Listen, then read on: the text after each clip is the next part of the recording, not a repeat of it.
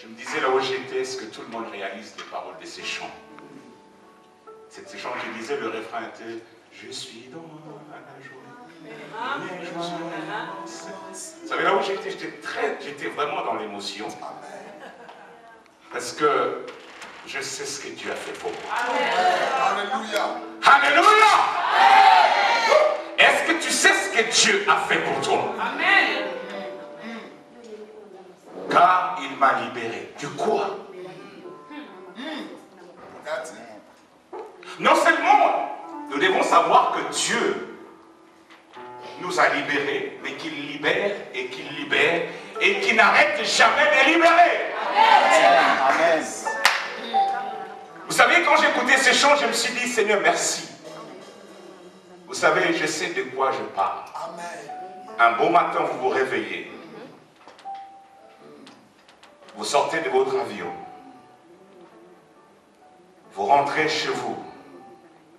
Ou vous allez là où vous avez l'habitude de faire votre culte. Du jour au lendemain, vous perdez tout. Je dis bien du jour au lendemain. Vous perdez tout. Une église de plus de 500 personnes. Des églises annexes de 100 ou de 200 personnes. Plus personne ne veut de vous. Tout le monde vous rejette. Les gens qui étaient prêts à arracher leurs yeux pour toi, vous jettent. Alléluia. Vous n'avez plus rien. Alléluia. Et comme le diable sait faire aussi ses prophéties, mais ça ne marche jamais. Ah, heureusement. J'ai dit bien, ça ne marche jamais. Il a été prophétisé que j'allais mourir un mois après. Oh. Ça fait plus de 7 ans que je suis là. Vous savez, j'ai ri cet après-midi au milieu de vous. Mettez-vous à ma place il y a 7 ans. Personne. À gauche. Personne. À droite. Personne. Tu te retournes. Personne. Personne. Je suis dans la joie. Il est joie immense. Je suis dans l'émotion. Mes amis, j'ai vécu cela. Je suis en vie. Amen. Une prophétie du diable a prophétisé sur mes enfants. Soi-disant tous, ils allaient mourir. Vous ne savez pas à quel point. Vous savez, j'ai dit à quelqu'un, mieux vaut avoir affaire au diable lui-même que d'avoir affaire à un enfant de Dieu qui a donné la liberté au diable de chercher à vous détruire. Parce que là, ça fait très mal. Mais notre Dieu est libérateur. Alléluia. Dis à ton voisin, Dieu libère. Quelle que soit la situation, Dieu libère. Et il va te libérer. Que le diable veuille ou non, Dieu va te libérer. Que le diable te lève ou non, Dieu va te libérer. Dieu libère. Alléluia. Il y a quelque chose que vous devez garder. C'est la foi.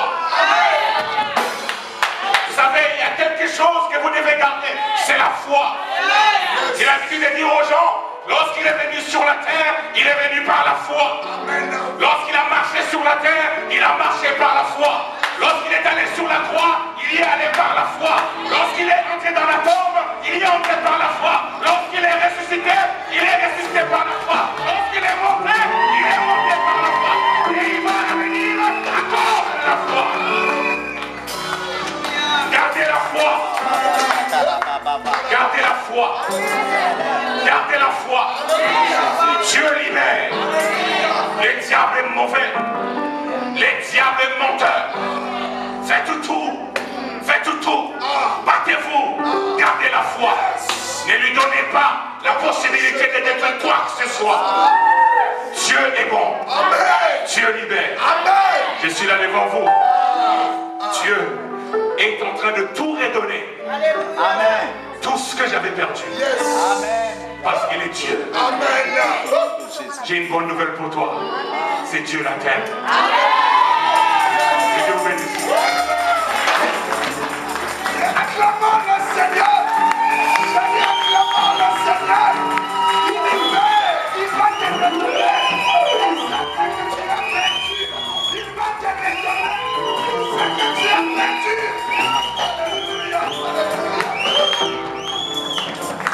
Alléluia. Alléluia. Alléluia. Alléluia. Dieu va te redonner ce que le Gélec a volé, ce que le asile a volé. Merci Seigneur. Il va revenir. Amen. On fera tout un séminaire avec lui ici. Amen. Son église s'appelle La Foi Victorieuse. C'est un homme de foi. Quand il est entré ici, juste il a vu le bâtiment, il a dit, je comprends pourquoi vous avez été attaqué. Quelqu'un dit Amen. Quelqu'un dit Amen. Que Dieu soit béni. Merci beaucoup, Pasteur Amissi. Que Dieu soit loué. Alléluia. Amen. Nous avons un bombardier dans la maison. Vous, tous ceux qui ne viennent pas les mercredis, vous avez raté. Mais on vous a réservé des DVD. Amen. Ah, vous allez écouter ce que ce pasteur nous a donné. Depuis le 15 décembre, il est venu chaque mercredi ici pour nous bénir. Alléluia. Alléluia. Qui a été béni? Qui était là le mercredi? Qui était là le mercredi? Alléluia. Alléluia. Ah, mes bien-aimés, c'est une bénédiction. Nous avons évolué ensemble à la Nouvelle-Jérusalem à Bruxelles. Alléluia. Et il a commencé l'œuvre avant moi. Amen. Il est à Bruxelles, à Schaerbeek, sur Général Enems, c'est ça? Numéro 81. Derrière la commune de Schaerbeek. Amen. Si tu as de la famille dans le coin, envoie-les là-bas. Alléluia. Et aujourd'hui, il vient clôturer le séminaire qu'il avait commencé. Alléluia. Nous sommes le 16 janvier et chaque mercredi, il était là. Quand il y a eu la neige, quand il y a eu tout, il est venu nous bénir. Nous allons le laisser se reposer pendant un mois. Après, nous allons encore les réinviter. Alléluia. Amen. J'aimerais que nous puissions nous mettre debout et recevoir le pasteur Paul Okeke sous vos acclamations, s'il vous plaît.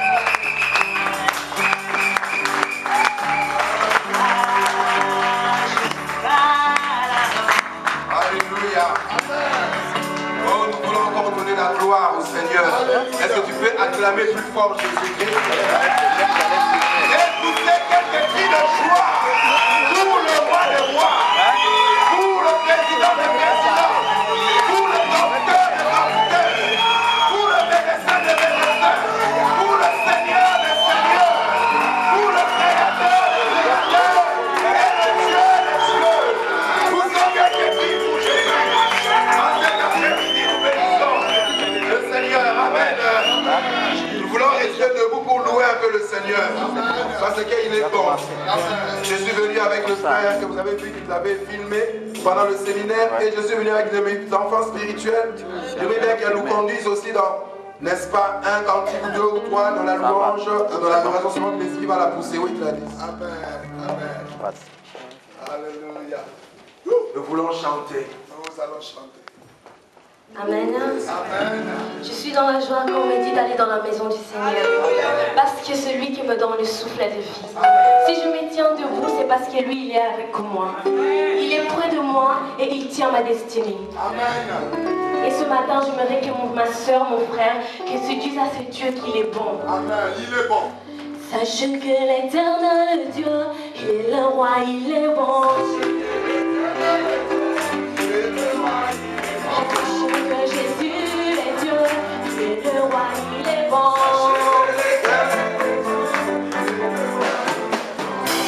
Il nous a donné sa vie, oh, il nous a donné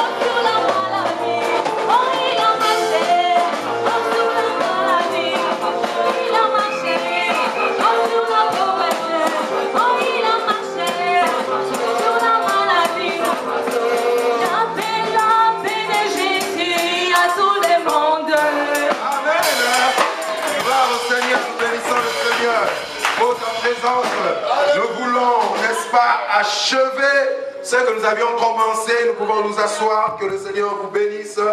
On a traité sur l'ouvrier selon le cœur de Dieu. Donc, ça c'était l'achèvement. S'il y a des choses que tu ne comprends pas, tu vas avoir, n'est-ce pas, l'homme de Dieu, parce que c'est le dernier jour, la dernière séance. J'aimerais terminer sur l'ouvrier selon le cœur de Dieu. Et cet après-midi, n'est-ce pas, nous voulons voir l'ouvrier avec l'investissement. N'est-ce pas, parce qu'il faut, mes bien-aimés, que nous puissions savoir, pour être efficace, il faut que nous puissions investir.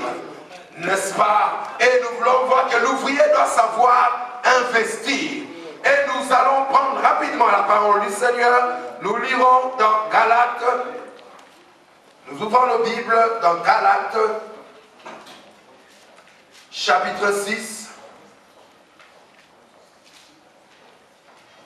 Nous lirons les versets 6 au verset 10. Qui pourra nous faire la lecture? Galates, chapitre 6, les versets 6 à 10.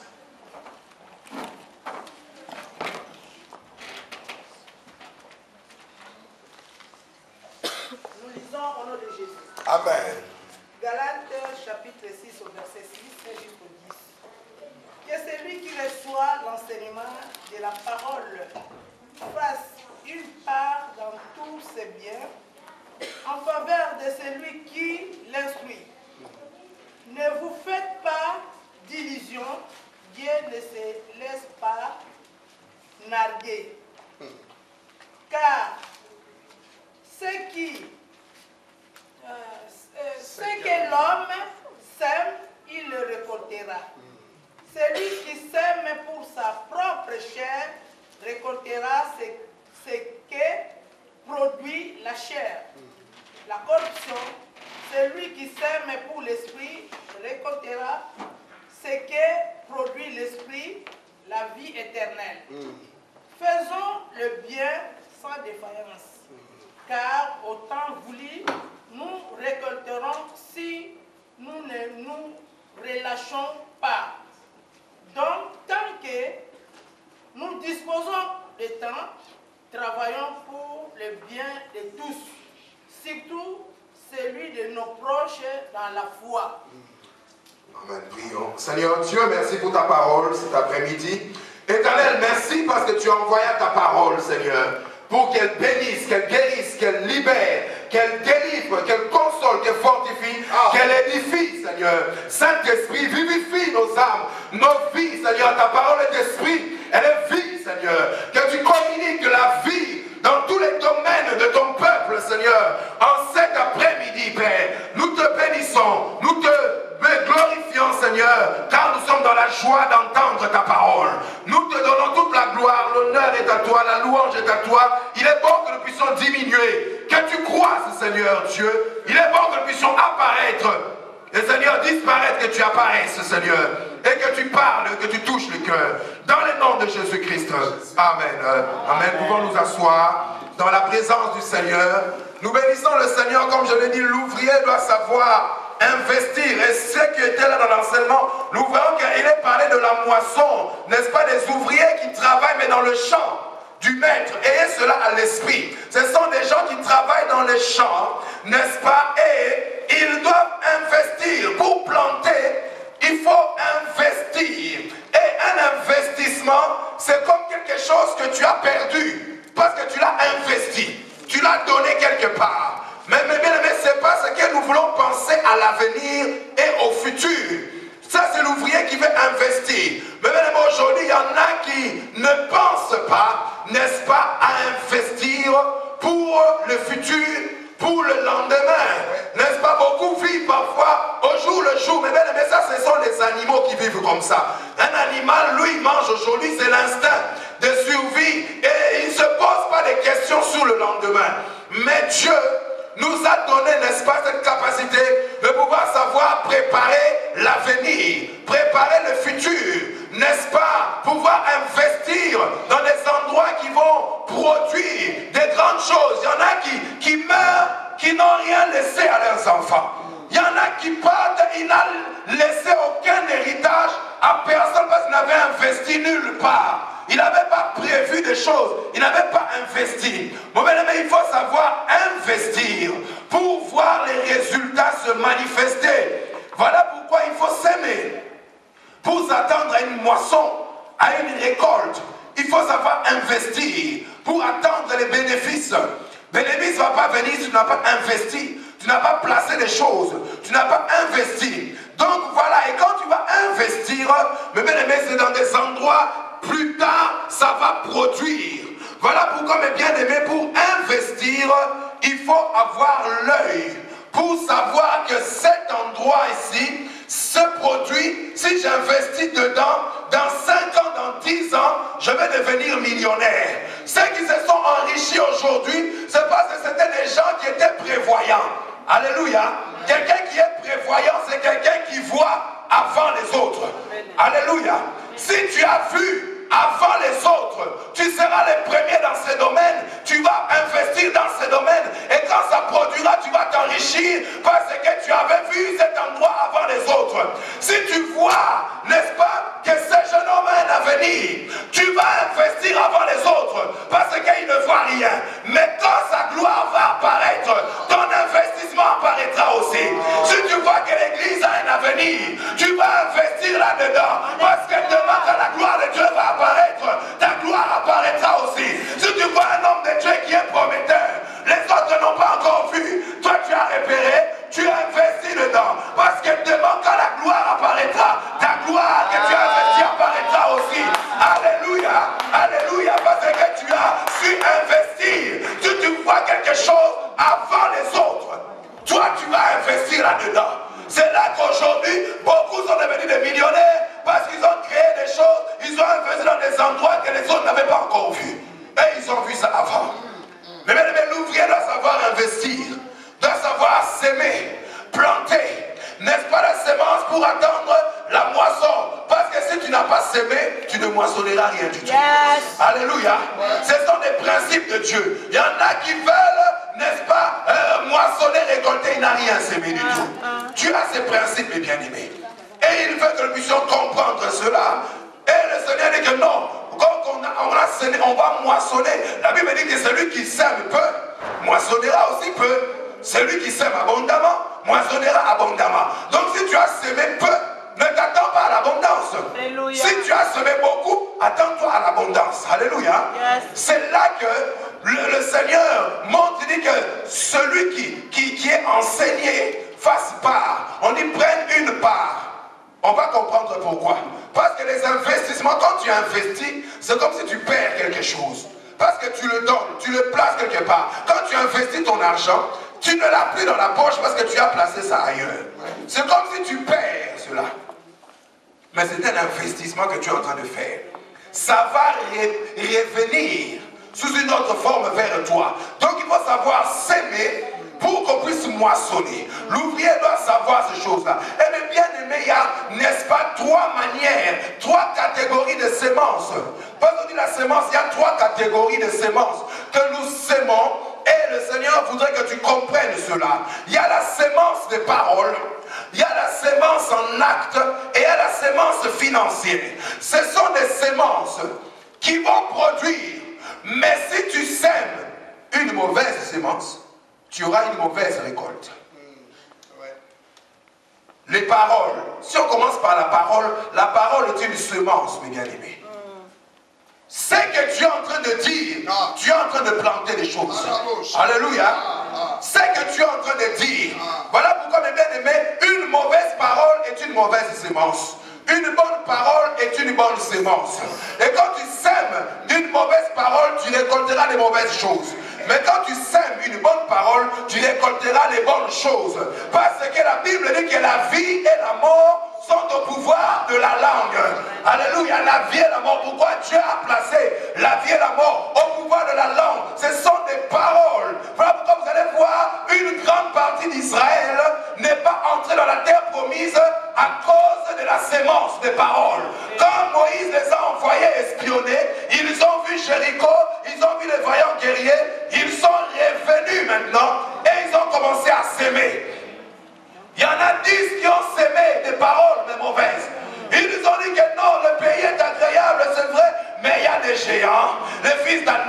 Amalécites, nous allons mourir. Ce pays dévore les gens. Et le peuple a commencé à murmurer.